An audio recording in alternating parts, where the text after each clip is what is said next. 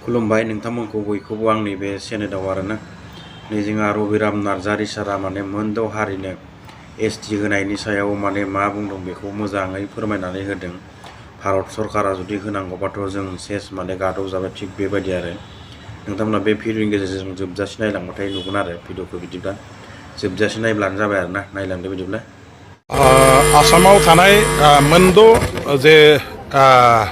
हारिनि मानसिफोर दं बिथांमोननि माहारि आफाद आरो बिथांमोननि हारिनिफ्राय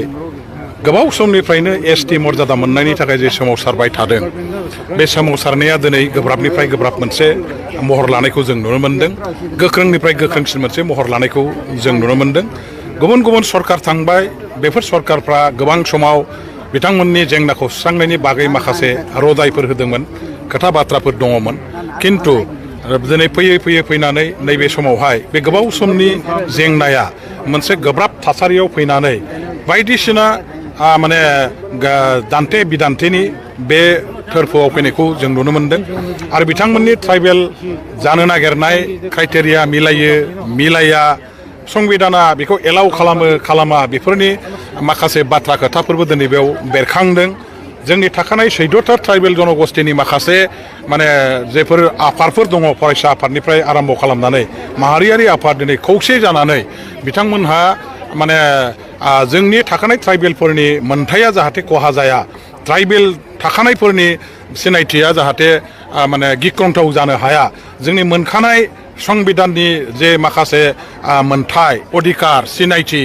बे खाबुआ जाहाथे खुनु प्रकारै गोमाया आरो बेखौ हमथानांगौनि थाखाय सोरनिबा ट्राइबेल जानायजों बेफोर जोबस्रांसिगोन नामा, सोरखौबा गोदानै ट्राइबेल खालामनो नागिरनायजों बेयो मोनसे गिथाव बाथाव थासारियाव फैसिगोन नामा, बेखौ गिख्रांनाय फैनायखौ आं नुनो मोन्दों। जायनि थाखाय थाखानाय 14था ट्राइबेल जनगोष्ठीनि आफादफ्रा खौसेयै ज' जानानै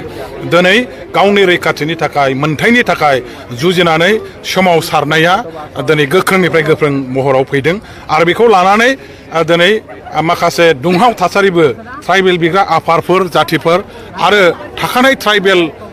जायफोर हारिफोर दं बा आफादफोर दं बेनि गेजेराव माखासे फोथायलायनाय आरो माखासे जोंनि गेजेराव सहायलायनाय बे जिनिसा लासै लासै गिख्रंथाव थासारियाव फैनो नागिरनायखौ नुनो मोन्दों। दा जेखि जाया आं बेखौल' बुंगोन, भारत सरकार आरो आसाम सरकारा जे मोननैबो थाखोनि जोंनि जाथि जनगोष्ठीनि अधिकारफोरखौ नोजोर होनानै खुनु जाथिनि अधिकारा थाखानाय खाबु सुजुग सुबिदाया खहा जायालासे रावखौबो माने गिनांगौ गैयालासे खालामनानै भारत सरकारा गेजेर गेजेर माबा मोनसे राहा लामा उफाय लानानै दानि मोनद' हारि माहारिनि ट्राइबेल बिनायनि जेंनाखौ सुस्रांनायनि थाखाय मोनसे गोदान राहा लामा बिथांमोनहा बिजिरनांगोन, आबिस्कार खालामनांगोन आरो सुस्रांनायनि राहा लामाखौ बबे माने राहाजों जायो बेनि माखासे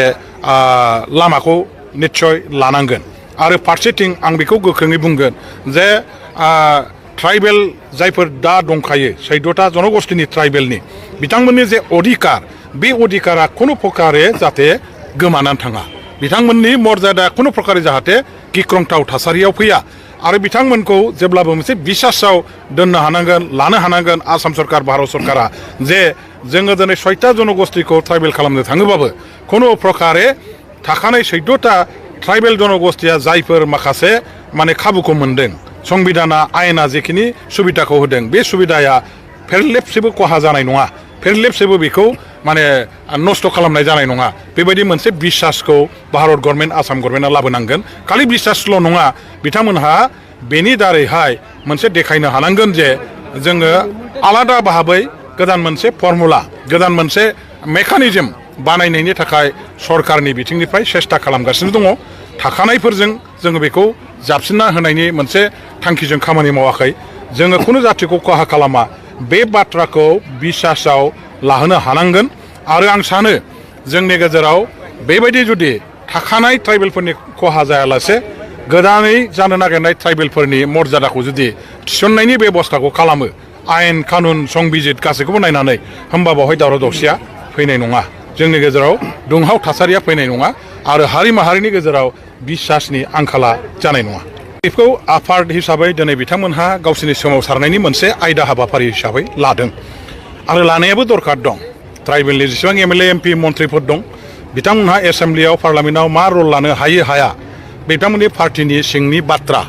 अब्लाबो दिनै सोमावसारनायाव जायफोर दैदेनगिरिफ्रा आफादफ्रा बाहागो लानानै दं सोमावसारनायखौ दैदेनगासिनो दं बिथांमोनहा निस्सय ट्राइबेलनि दैदेनगिरिफोरजों आफादफोरजों रायज्लायनानै बिथांमोनहा मोजाङै बुजायनो हानांगोन बिथांमोननि गिनायनि आसल थांखिया मा बिथांमोनहा माखौ लानानै गोसोआव संखिखांनाय फैदों बेफोर बाथ्रा खोथाफोरखौ गासैबो रोखा रोखायै बुजायनो हानांगोन आरो बेनि थाखाय लोगो हमनानै बयजोंबो सावरायनायनि जे हाबाफारि लादों आगान सुरनो नागिरदों बेयो गाज्रि नङा।